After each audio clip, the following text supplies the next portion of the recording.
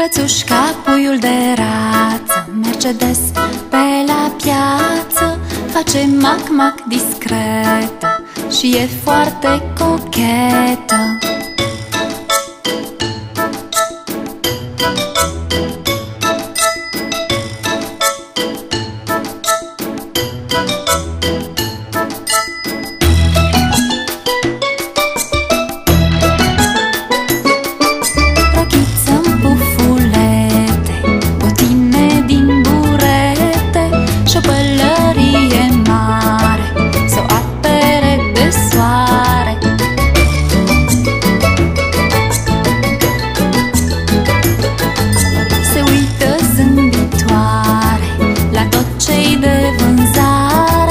Și umplă pungă mare cu flori și cere.